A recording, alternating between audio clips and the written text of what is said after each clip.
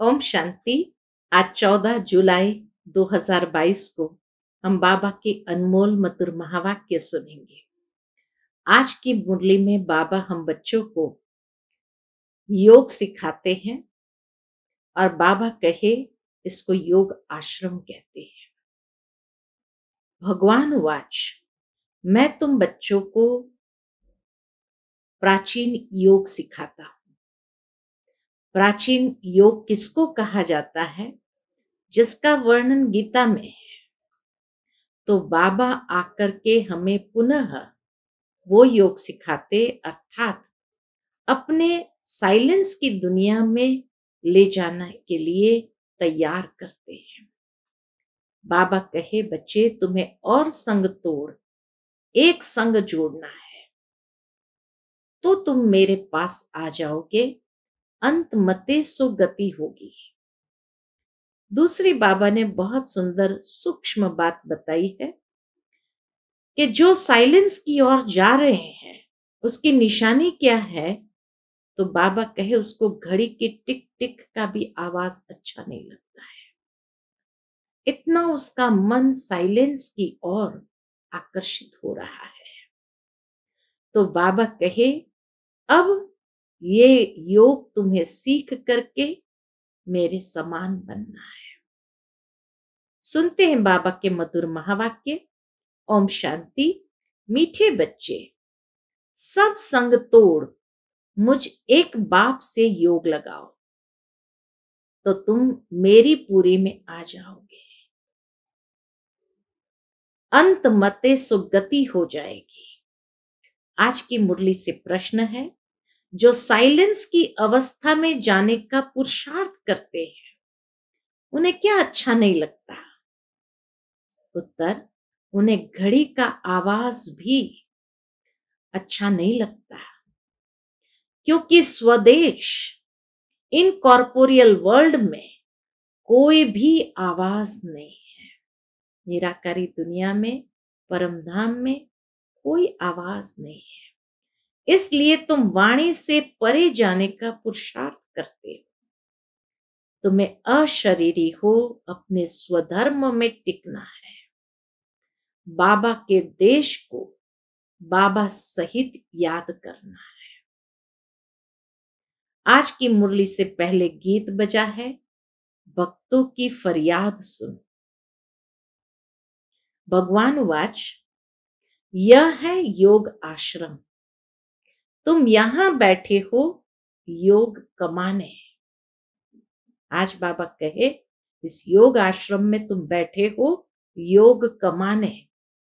ये परमात्मा तुम आत्माओं से इन ऑर्गन्स द्वारा बात कर रहे हैं। तुम आत्माएं अभी किसकी याद में बैठी हो? आत्मा कहती है अहम आत्मा ततत्वम। हम सब आत्माएं उस परम पिता परमात्मा की याद में बैठे हैं। यह योग किसने सिखाया? भगवान वाच। यह योग किसने सिखाया? भगवान वाच। मैं सभी आत्माओं का पिता हूं अथवा फादर हूं। मैं इस शरीर द्वारा तुमको योग सिखलाने के लिए टीचर बना हूं। यह तो सहज समझाते हैं, कहते हैं जब जब अति धर्म ग्लानि होती है तब मैं आता हूं। यह वही कल्प पहले वाले महावाक्य अति साधारण शरीर द्वारा रिपीट हो रहे हैं। कहते हैं कल्प पहले भी यही महावाक्य उच्चारे थे, जिसकी गीता बनी हुई है। तो जब धर्म ग्लानि होती है अथवा अनेक धर्म आए उपस्थित होते हैं और देवता धर्म का एकदम नाम निशान गुम हो जाता है, देवता धर्म वाले अपने को हिंदू कहलाने लग पड़ते हैं। बल पूछते देवताओं को है लेकिन कहलाते अपने को हिंदू है। जैसे देवता धर्म के बदले हिंदू धर्म रिप्लेस हो जाता है, देवता धर्म के बदले हिंदू धर्म रिप्लेस हो जाता है, इसको कहते हैं धर्मग्लानि। धर्मग्लानि किसको कहा? जब देवता धर्म रिप्लेस होकर के हिंदू धर्म हो जाता है, इसको कहते हैं धर्मग्लानि। जब एक दैवी धर्म का नाम निशान गुम हो जाता है, उसके बदले अनेक धर्म, मठ, पंथ निकल पड़ते हैं। यह वही कल्प पहले वाली गीता रिपीट हो रही है। यह भगवान उवाच, दूसरा तो कोई कह नहीं सकता। भगवान उवाच, दूसरा कोई कह नहीं सकता। वही आकर फिर वही गीता के महावाक्य रिपीट कर रहे हैं। ये महावाक्य और कोई शास्त्रों में नहीं है, गीता में है। भगवान उवाच, भगवान खुद समझाते हैं, कहते हैं जब अनेक धर्म हो जाते हैं, कलयुग की अंत आकर पहुंचती है, तब कल्प के संगम पर मैं आता हूं। क्योंकि कलयुग को कहा जाता है तमो प्रधान, सतयुग है सतो प्रधान, जहां परमपिता परमात्मा का गॉड गॉडेस राज्य अथवा देवी देवताओं का राज्य चलता है। वह भी इसी स्टेज पर चलता है। वैकुंठ कोई दूसरी जगह नहीं है। इसी भारत में देवी देवताओं का राज्य था, जो अब प्राय लोप हो गया है। परमात्मा को कहते हैं गॉड इज नॉलेजफुल। वह एक ही ज्ञान का सागर, आनंद का सागर, सुख का सागर है। उसके सिवाय और कोई में गॉडली ज्ञान है ही नहीं। तो दूसरा कोई को ज्ञानी कैसे कह सकते हैं? वह कहते हैं यह नॉलेज देने के लिए मुझे ही आना पड़ता है। जब तक वह स्वयं आकर नॉलेज न देवे, तब तक कोई नॉलेजफुल बन नहीं सकता।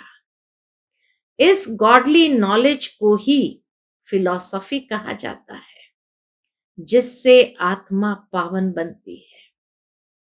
अब प्रश्न उठता है, बाबा का अब प्रश्न उठता है कि तुम यहां किस लिए आए हो? तुम कल्प पहले मुआफिक फिर से आए हो, गॉड से गॉडली नॉलेज प्राप्त कर पावन बनने के लिए। ये नॉलेज प्राप्त करने के लिए इस गॉडली स्कूल में ज्वाइन होना पड़ेगा। इस गॉडली स्कूल में ज्वाइन होना पड़ेगा। दूसरा कोई तो गॉडली नॉलेज दे नहीं सकता। वो कहते हैं हम सब में गॉडली नॉलेज है। कौन सी नॉलेज है? कह देते हैं ईश्वर सर्वव्यापी है। मनुष्य क्या कहते? हम सब में गॉडली नॉलेज है। कौन सी नॉलेज? कह देंगे ईश्वर सर्वव्यापी है। लेकिन परमात्मा कहते हैं कि यह मिथ्या ज्ञान है। मैं तो सर्वव्यापी नहीं हूं। मैं तो जो हूं, जैसा हूं, तुम बच्चों के आगे प्रत्यक्ष होता हूं। जब तक मैं अपना ज्ञान स्वयं आकर न सुनाऊं, तब तक मुझे कोई जान नहीं सकता और न कोई मेरे पास पहुंच सकता है। इसलिए मुझे आना पड़ता है और मैं आता हूं कल्प के संगम पर, बस। और जब मैं आता हूं, तब यह ज्ञान देने वाले डॉक्टर ऑफ फिलॉसफी, साधु महात्मा बहुत है। वह भी यही ज्ञान देते हैं कि हम सब परमात्मा है। या तो कहेंगे परमात्मा सर्वव्यापी है, या तो कहेंगे हम सब परमात्मा है। अब एक तरफ कहते हैं परमात्मा एक है, दूसरे तरफ उन्हों की अनेक मतें। अब किसको मानना चाहिए? उन्हों को गॉड ने तो मत नहीं दी है ना। एक तरफ है गॉड की एक मत, दूसरे तरफ इतनी अनेक मतें। तब परमात्मा कहते हैं इतने सब अनेक मत को खलास कर एक मत स्थापन करने मुझे आना पड़ता है। कल्प कल्प का यह प्रोग्राम मेरा अनादि नूंदा हुआ है। दूसरे किंग आदि का तो 8-10 दिन का प्रोग्राम रखते हैं, लेकिन परमात्मा का तो कल्प कल्प का प्रोग्राम अनादि गीता में नूंदा हुआ है। ब्रह्मा के गुप्त वेश में ब्रह्मा तन में आकर कहते हैं कि मैं वही कृष्णपुरी स्थापन करता हूं, जहां होली गॉड गॉडेस राजा रानी तथा प्रजा होते हैं। पवित्र गॉड गॉडेस राजा रानी तथा प्रजा होते हैं, तो वह स्थापन कर फिर कृष्ण के रूप में वहां जन्म लेता। ये तो बिल्कुल साफ बता रहे हैं बच्चे। अब वही गीता का एपिसोड रिपीट हो रहा है। मौत है सामने, इसीलिए सभी संग तोड़ मुझ एक परमात्मा से योग लगाओ, तो अंत मते सुगति होगी। तुम मेरी पुरी में आ जाओगे। परमात्मा इस तन में बैठ अपने बच्चों आत्माओं को कहता है, मीठे बच्चे, मैं अपने अनादि प्रोग्राम प्रमाण आया हूं। अब विनाश सामने खड़ा है, इसीलिए मुझ बाप से योग लगाओ और सभी संबंधियों को भूल जाओ, अथवा सब दीवे बुझाकर एक दीवा जगाओ, एक याद का दीवा जगाओ, तो मैं तुमको पापों से मुक्त कर अपने पास बिठा दूंगा। इस तन द्वारा स्वयं परमात्मा बोल रहे हैं। कैसा सहज समझाते हैं। कहते बल घर में जाकर योग लगाओ, वापस तो सबको जाना है। ऐसे तो नहीं कि सिर्फ बूढ़े जाएंगे, बच्चे बच जाएंगे। देखो, जापान में बॉम्ब छोड़ा तो छोटे बड़े जानवर पंछी सब मर गए, या सिर्फ बूढ़े मर गए? वह तो छोटी रिहर्सल थी। बाबा कहे वो तो छोटी रिहर्सल थी, अभी तो बहुत इम्प्रूवमेंट हो रही है। देख रहे हो ना, बॉम्ब्स तैयार है। हिस्ट्री रिपीट अवश्य होगी, तो तुम मुझ परमात्मा को याद करो, दूसरा न कोई। जैसे मीरा को एक गिरधर ही याद था और सब लोक लाज कुल की मर्यादा छोड़ दी, वैसे ही तुम मुझ परमात्मा को याद करो। दूसरे जो मामा चाचा याद पड़ते हैं, उसका संन्यास करो। यह सब कलयुग के बंधन है। तुम मेरे से योग लगाने से ही मेरे से मिल सकते हो। जब अपने को बच्चा समझे, तब मेरे से मिल सकते हो। बाबा से योग लगाए तब वो खुशी आवे, लेकिन उल्टा योग लगाते तो वह खुशी नहीं आती। यहां बहुत आते हैं, कहते हैं हमारा मन वश नहीं होता, वह आनंद नहीं आता। अब आनंद का सागर तो परमात्मा है, उनसे योग लगाते नहीं तो आनंद कैसे आएगा? पास्ट कर्मों अनुसार सबको अपनी अपनी बुद्धि मिली हुई है, इसमें परमात्मा क्या करे? परमात्मा तो सबको इकट्ठा पढ़ाते हैं। कोई तो यहां ही पढ़कर फिर पढ़ाने लग पड़ते हैं, कोई तो पहली पोथी में ही मूंझे हुए हैं, तो यह भी बुद्धि का चमत्कार है। क्लास में भी कोई पहला नंबर आते हैं, कोई फेल होते हैं। क्यों? क्योंकि बुद्धि पर सारा मदार है। इसमें परमात्मा क्या करे? सबकी तीक्ष्ण बुद्धि करे तो सभी पहला नंबर आ जाए। जब कोई पर ग्रहाचारी होती है तो कितनी भी दवाई करो उसका असर नहीं होता, और जब उतरने का टाइम आता है तो मिट्टी चपटी से भी बीमारी ठीक हो जाती है। तो जब समय आएगा तो ये पॉइंट्स भी किसकी बुद्धि को टच हो जाएगी। अभी कई नहीं सुनते हैं, लेकिन बाबा का वो रेडीमेड सोल है। अंत आएगा तो बस थोड़ी सी उसको बुद्धि को टच होगा और बस। अभी कई नहीं सुनते हैं, आगे चल सुनने लग पड़ेंगे। देखो बाबा का वरदान। इसीलिए जो समझते भाई हमारे रिश्तेदार नहीं समझ रहे हैं, नहीं सुन रहे हैं, बाबा कहे उसकी फिक्र नहीं करो, आगे चल सुनने लग पड़ेंगे। इसमें हमको राजी रहना पड़ता है। परमात्मा के आने जाने, ज्ञान सुनाने की गति न्यारी है। दूसरी मुरली, ये मुरली समाप्त होकर के अभी दूसरी मुरली साकार भी, क्योंकि वो छोटी थी तो 2 मुरलियां आज है। दूसरी मुरली, ओम शांति। घड़ी का भी आवाज नहीं चाहिए। साइलेंस की दुनिया में जाना है तो घड़ी का भी आवाज नहीं चाहिए। लास्ट में ब्रह्मा बाबा को घड़ी की टिक टिक भी आवाज अच्छी नहीं लगती थी, क्योंकि अभी हमारी वानप्रस्थ अर्थात वाणी से परे अवस्था है। हम वाणी से परे जाते हैं। इन कॉर्पोरियल वर्ल्ड जहां आत्माएं रहती है वहां वाणी नहीं है, सुप्रीम साइलेंस है।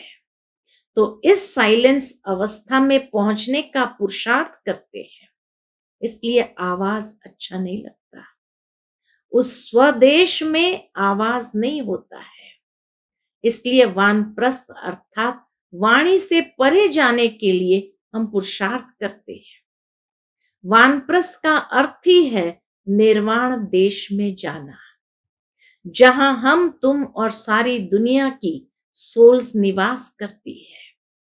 ये कॉर्पोरियल वर्ल्ड तो है पार्ट बजाने के लिए स्टेज, बाकी बिगर पार्ट वहां स्वीट साइलेंस होम में जाकर निवास करते हैं। यह साकार खेल चलता है आकाश तत्व में, साकार खेल चलता है आकाश तत्व में, और आत्माओं का देश है महातत्व। वह बहुत दूर देश है। तो जो उस साइलेंस देश से योग लगाए बैठे हैं उनको घड़ी का आवाज भी अच्छा नहीं लगता। इसको कहा जाता है अपने असली स्वधर्म में टिकना अथवा अशरीरी हो रहना, अर्थात अपने बाबा के देश को बाबा सहित याद करना, क्योंकि बाबा है उस दूर देश का रहने वाला। वहां से आते हैं इस पराये देश में। पराये देश में क्यों आता है? अपनी बादशाही स्थापन करने और गुप्त वेश में आता है। उनका पाठ है इनकॉग्निटो। जैसे तुम्हारा ये पुराना शरीर है, ऐसे मुझे भी पुराने शरीर में प्रवेश कर इस पुरानी सृष्टि का विनाश और नई दैवी सृष्टि की स्थापना करने आना पड़ता है। तो पुराने घर में जो आएगा तो जरूर शरीर भी पुराना लेना पड़ेगा ना। यहां नया दिव्य शरीर आए कहां से? तो वो भी है इनका पुराना तन, ब्रह्मा बाबा का पुराना तन, जिस तन से श्री कृष्ण की राजधानी स्थापन करते हैं। तो इनके पास जो आते हैं उनको पहले साक्षात्कार भी उस वैकुंठ का होता है। वैकुंठ की बाल लीला, रास लीला देखते हैं अथवा विष्णु का साक्षात्कार करते हैं, क्योंकि अगर सुप्रीम सोल का साक्षात्कार कराए तो वह समझ नहीं सकेंगे कि यह क्या चीज है, क्योंकि उस बाप का तो कोई को भी पता नहीं है कि यह कोई परमात्मा है। बल पूजा करते हैं लेकिन जानते कोई नहीं। वो तो कहते हैं परमात्मा सर्वव्यापी है, तो सब परमात्मा हो गए। बाकी शिवलिंग के ऑक्यूपेशन का तो कोई को पता नहीं है कि यह हमारा परम पिता है, जो आकर स्थापना, विनाश, पालना करने अर्थ 3 रूप धारण करते हैं। वह तो इसी समय आकर अपना ऑक्यूपेशन बताते हैं। 3 रूप परमात्मा आकर के स्थापना, पालना, विनाश, ये 3 मूर्तियों के द्वारा ये 3 कार्य कराते हैं। तो ये 3 रूप धारण करते हैं। वह तो इसी समय आकर अपना ऑक्यूपेशन बताते हैं और कहते हैं जिसको वैकुंठ की बादशाही का वारिस बनना हो वो यहां आकर मेरा बच्चा बने। मैं उनको संपूर्ण निर्विकारी बनाए अपनी राजधानी में ले जाऊंगा। यह आता ही है सभी मैली सोल्स को प्यूरिफाई बनाने। शिव बाबा आते ही है सभी मैली सोल्स को प्यूरिफाई बनाने। इस प्रकृति भी पवित्र बन जाती है, आत्माएं पवित्र बनती है तो इससे प्रकृति भी पवित्र बन जाती है। वहां तो सोल्स भी प्योर तो 5 तत्व भी प्योर होते हैं। है ये डीटी वर्ल्ड, तो फिर क्या? इस समय वह डीटीज्म की फिलॉसफी गुम हो गई है। कोई को पता नहीं कि डीटी वर्ल्ड भी यहां थी। वो समझते हैं कि ऊपर आकाश में कहां देवताएं रहते हैं, लेकिन उनके चित्र यहां है, हिस्ट्री यहां है तो जरूर यहां हो गए हैं। हिस्ट्री यहां है, चित्र यहां है, तो ऊपर थोड़ी हो सकते हैं आकाश में, यहां हो गए हैं। यह दुनिया तो सदा चलती रहती है, प्रलय तो कब होती नहीं है। जब विनाश हो जाता है तो सभी सोल्स चली जाती है, बाकी दैवी धर्म यहां स्थापन हो जाता है। जैसे अनाज होता है तो सब नहीं खाया जाता है, बहुत खाया जाता है, थोड़ा बहुत बचाया जाता है बोने के लिए, नहीं तो बीज कहां से आवे। अगर प्रलय हो जाए तो अनाज भी खलास हो जावे, फिर बोने के लिए अनाज कहां से आवे? जो दूसरा निकाले, जो दूसरा निकले। तो अनाज भी जैसे अनादि है ही, तो मनुष्य भी है ही। तो परमात्मा जैसे कुछ बीज बचाए, बाकी सबको ले जाते हैं, जिससे फिर सृष्टि की वृद्धि होती है। बाप कहते भी है कि मैं अनेक धर्म विनाश कर एक धर्म स्थापन करता हूं। ऐसे तो कहते नहीं कि मैं प्रलय कर देता हूं। यह सबका अंतिम जन्म है, फिर मृत्यु लोक में कोई का जन्म नहीं होगा, सब चले जाएंगे। उसमें थोड़े बीज बच जाते हैं, जिससे धीरे धीरे बढ़कर त्रेता के अंत तक 33 करोड़ देवी देवताएं होते हैं। फिर दूसरे धर्म नंबरवार आते जाते हैं, उनमें भी ऐसे ही धीरे धीरे वृद्धि होती जाती है। ये ड्रामा का राज भी तुमको ऑलमाइटी बाबा ही आकर बताते हैं। इसलिए इसको कहा जाता है गॉडली नॉलेज। दूसरा कहीं भी यह नॉलेज तुमको नहीं मिलती। बल कितना भी घूमो, किसको इस नॉलेज का पता ही नहीं है। वो बस इसी समय ही तुमको यहां मिल सकती है। परमात्मा यहां दैवी सीजरा बना रहे हैं।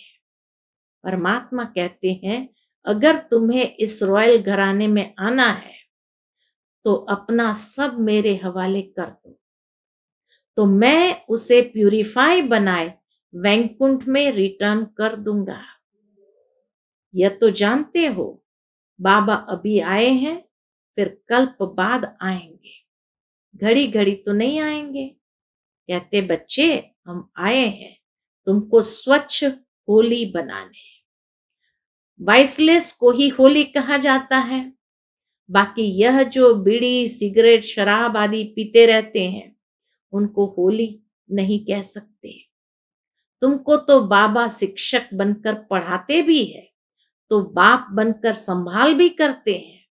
तुमको इनसे डबल आशीर्वाद मिलती है, बाबा से डबल आशीर्वाद मिलती। कैसे?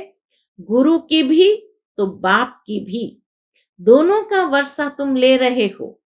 वह ऑलमाइटी बाबा इस तन द्वारा तुम्हारी स्थूल सूक्ष्म परवरिश करते रहते हैं, इसलिए कहते हैं कि इसके हवाले कर दो, तो ज्ञान अमृत से पवित्र बनाए अपने साथ ले चलूंगा।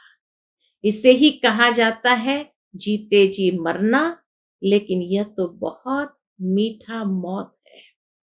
जो अपने असली बाप की गोद में आ जाते हैं, कितना अच्छा समझाए, कितना समझाए, फिर भी कह देते हैं मन मना भव मध्याजी भव। अच्छा, मीठे मीठे सिक्किलते बच्चों प्रति माता पिता बाप दादा का याद प्यार और गुड मॉर्निंग। रूहानी बाप की रूहानी बच्चों को नमस्ते। हम सब रूहानी बच्चों की रूहानी माता पिता बाप दादा को याद प्यार गुड मॉर्निंग और नमस्ते नमस्ते। शुक्रिया बाबा, शुक्रिया। आज की मुरली से धारणा के लिए मुख्य सार है। पहली पॉइंट, अपने असली स्वधर्म में टिक अशरीरी बन बाप के देश को बाबा सहित याद करता है, साइलेंस में रहना है। दूसरी पॉइंट, रॉयल घराने में आने के लिए अपना सब कुछ बाप हवाले कर प्यूरिफाई बनाना है।